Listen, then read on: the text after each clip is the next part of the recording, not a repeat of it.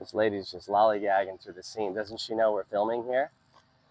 Anyway, folks, I'm going to tell you a story because I'm a storyteller, and that's what storytellers do.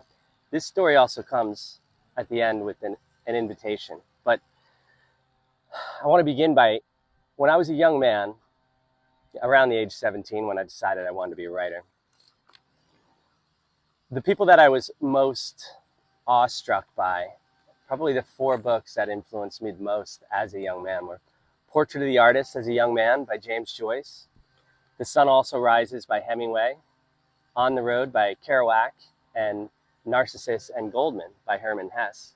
And perhaps the last one was the most influential in a way because it gave this intimate glimpse into the unfolding of an artist's life. I think Narcissus was the artist, and his mentor was sort of this, he was a teacher, and he basically was, and Narcissus wanted to be like Goldman, but Goldman was like, this isn't your path, this isn't your life. You're supposed to go out into the world and experience life and create art out of it.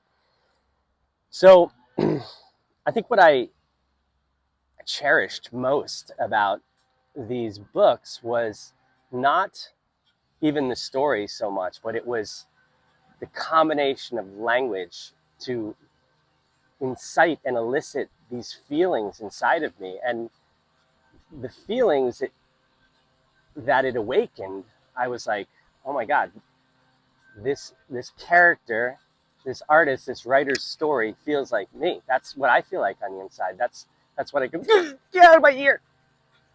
Yeah. Sorry. There they go again. It's an oldie but a goodie. So anyway, when I read these books, I was like, that's who I want to be.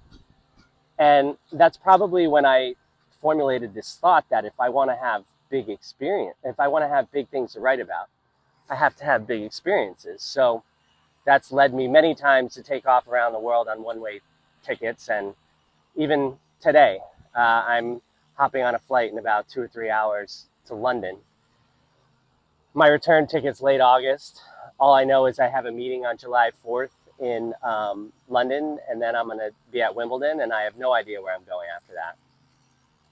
So the thing that is, with these artists and stuff, they live these lives, and then 2, 3 years, 5 years, however long it took them to write this book, that's when you experience it. But I am offering an invitation to you to follow along where I am going to, I think the crux of what I'm going to try to express is the unfolding of my life as an artist who I feel is on the cusp of some interesting things. And more than that, though, it's that I'm actually putting my own work to the test. I'm going to attempt to surrender and trust at a deeper and deeper level, because I write about that stuff because that's what I'm trying to master in my life, and that's what I believe unlocks many doors of resistance, and in turn opens many doors of opportunities. And on the other side are synchronicities and serendipities. And I think they seem to arrive the fastest when you're traveling because you're so open-hearted and you're so open to new experiences. But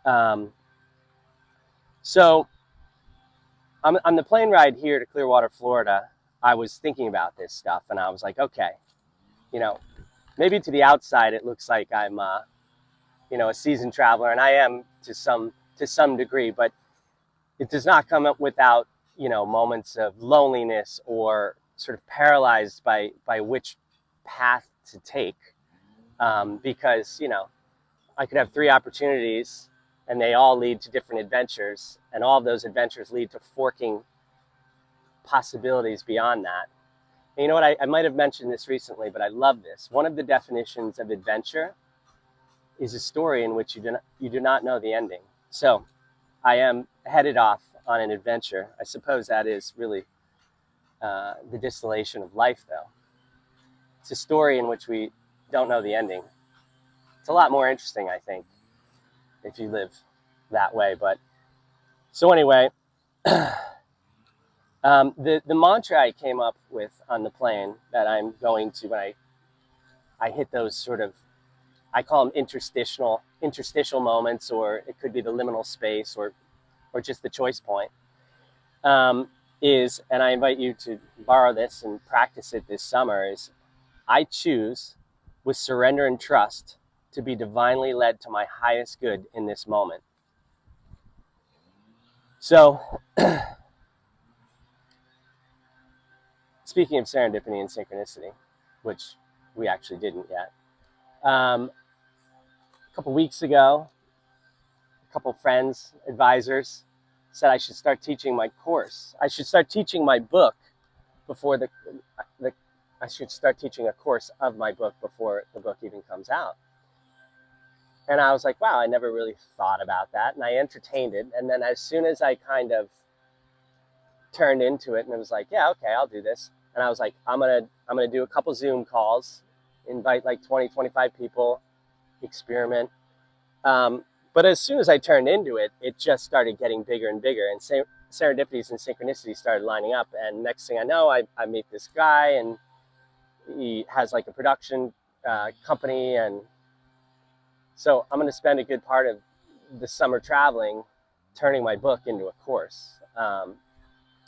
So I'm really excited to do that.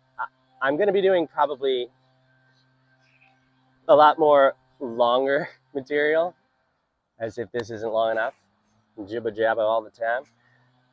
But if you want to follow that, it's at the real Tim Shields on YouTube. So I think I'll probably just do summaries here and then do the full videos there if you want to get in on that. I would ask actually just if you would follow me. It will help down the road, but I hate to be a beggar, but if you like the content, follow. What I also plan to do is some more intimate videos, really where I'm at, what I'm thinking, what I'm feeling, which will probably become bonus material for the course.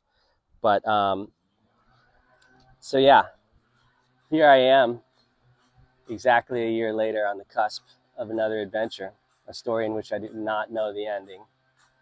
And there's all these rude people walking through my ears, and they clearly seem to have no clue that we're filming here. I'm running a big production here. So anyway, follow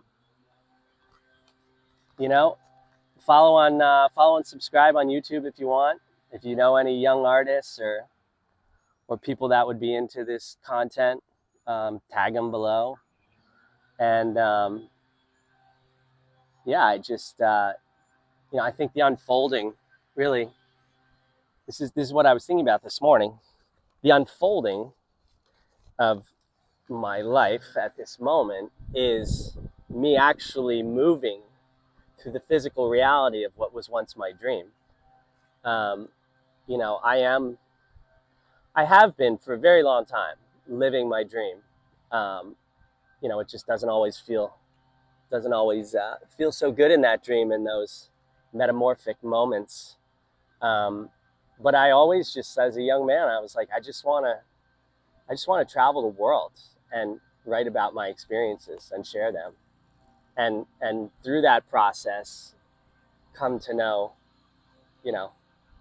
who I am and what I'm doing here on this earth plane, a spirit in a physical body. And then if I can share that with people, and people can learn a thing or two, fuck, I'm doing all right. So that was my dream. I'm living it. Sorry to be so long and jibber jab, but all right. Next stop, London. Hey, stay cool. Bye. So long.